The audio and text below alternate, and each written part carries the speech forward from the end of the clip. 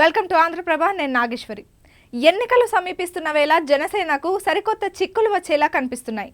ఇప్పటికే జనసేన ఎన్నికల గుర్తు గాజు గ్లాసును ఎన్నికల సంఘం ఫ్రీ నెంబర్ చేసింది.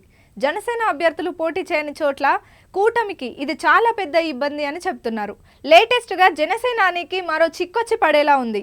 ఎన్నికల్లో భీమవరం, గాజువాకల్లో కాకుండా పిఠాపురంలోనే తాను పోటీ చేస్తున్నట్లు జనసేన అధినేత పవన్ కళ్యాణ్ ప్రకటించారు. ఈసారి ఎలాగైనా గెలుస్తారని జన సైనికులు చెప్తున్నారు. మరోపక్క ఈసారి కూడా పవన్ ని ఓడించాలని అధికార పార్టీ కంకణం కట్టుకుంది అంటున్నారు. మరోపక్క పవన్ ని వైసీపీ వాళ్ళు కాదు టీడీపీ వాళ్ళే ఓడిస్తారని ఇదో రకం స్కెచ్ అని ఇంకొందరు కామెంట్ చేస్తున్నారు. ఇక పిఠాపురంలో తన అభ్యర్థిని నిలబెట్టుకుంటుందట నవరంగ్ నేషనల్ కాంగ్రెస్ పార్టీ. ఈ పార్టీ పిఠాపురం అభ్యర్థి పేరు కూడా కె పవన్ కళ్యాణ్ కాగా వారి ఎన్నికల గుర్తు బకెట్.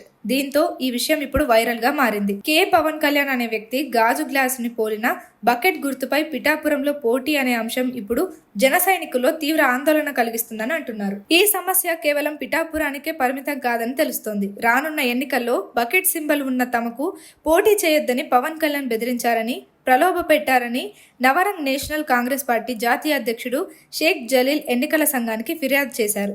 ఇందులో భాగంగా పవన్ కళ్యాణ్ తో పాటు నాదెండ్ల మనోహర్, ఎంపీ బాలశౌరిపై ఎన్నికల సంఘానికి ఫిర్యాదు చేసినట్లు షేక్ జలీల్ తెలిపారు.